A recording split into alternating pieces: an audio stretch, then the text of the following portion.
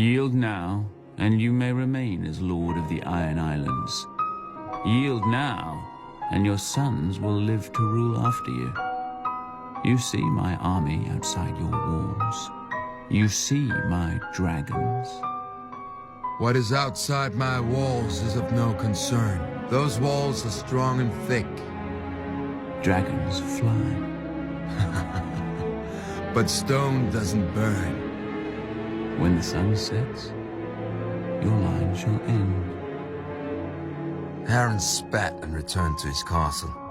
Once inside, he promised lands, riches, and Tully's daughters to whoever could bring down Aegon or his dragon.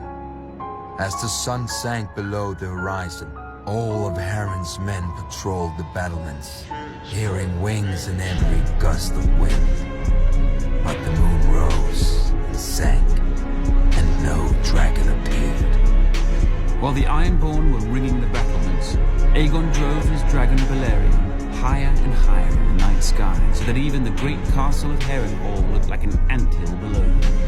Then they plunged straight into the castle, well inside the guarded walls. The 5 towers of Harrenhal reached towards Aegon like a hand. Balerion opened his mouth and bathed all the fingers in flame. Harren was right. Stone doesn't burn, but men do, even when they're Ironborn. The dragon blasted my ancestors into ash that choked the survivors when they screamed.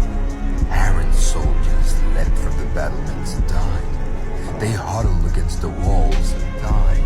They fled across the yard and died. Harren and his sons took shelter inside the castle. The stone didn't burn, but as Balerion blasted it with fire, it glowed white hot. The world's greatest castle became the world's greatest oven, baking the last of House Aura within it. Outside the castle walls, the towers of Harrenhal glowed red against the night, and began to twist and melt like 5 huge candles, with liquid stone trickling down their sides like wax.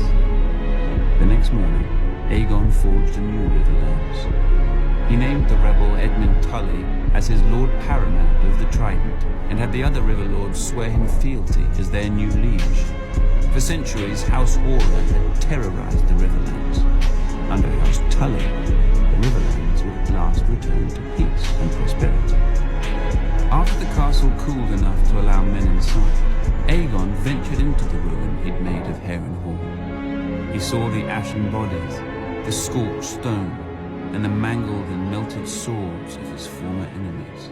To his men's confusion, he ordered these useless swords collected and sent to his Aegon fort.